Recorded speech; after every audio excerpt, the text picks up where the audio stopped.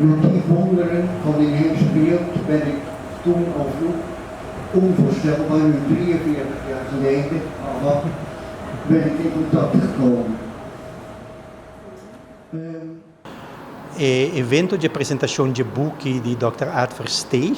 Il titolo completo è The Archaeology of Suriname, dove era poi petroglyph site. È un sito in sur di Suriname e Dr. Ad Versteeg está trabajando con el tribu indígena Kinang desde años 80. È un book con una compilazione di sitio specifico Kinang, però também è un book na mito, na storia de tribo a ser elaborado.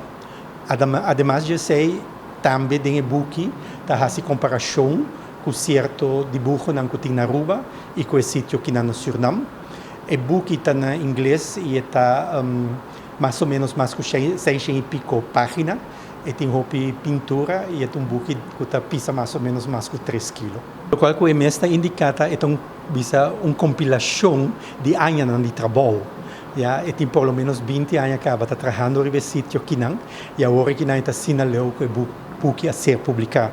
Por exemplo, o book de pintura na Barranca de Aruba, esse também é um processo que dura mais de 25 anos.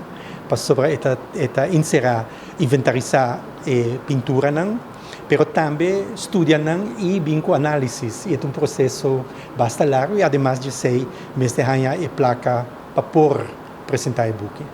O ponto está aqui nós mesmos temos arqueólogo, Harold Kelly, que bisa den passado e acaba a trabalhar junto com o Dr. Ad Versteeg a pintura na Aruba e ora que o Dr. Ad Versteeg estava trabalhando a book que na de Suriname, ela repara certa semelhança com Aruba. Então, esse é uma deliberação acadêmica que está sucedendo entre arqueólogo de nosso museu e sua persona.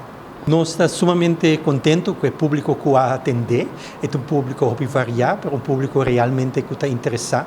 E o local que nós estamos reparando no Museu Arqueológico Nacional Arubamana, que depende do tópico, nós temos um diferente público. Tem algum gente que está fiel seguidor de nosso museu, mas cada tópico tem sua fanaticada. E à noite nós temos um público grande. A mensagem que nós temos é que nós cuida nosso patrimônio cultural.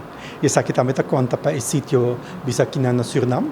A mensagem mais importante é nós valorar também o sítio e proteger. O book me tem que de Fundação Suriname, uma fundação de amigos do Museu de Suriname, mas a apresentação com a sociedade está dando na Prins Bernhard Cultuurfonds de Caribisch Gebied. Também na vertegenwoordiging de Holanda na Aruba. Fundação 403 MES, que a apresentação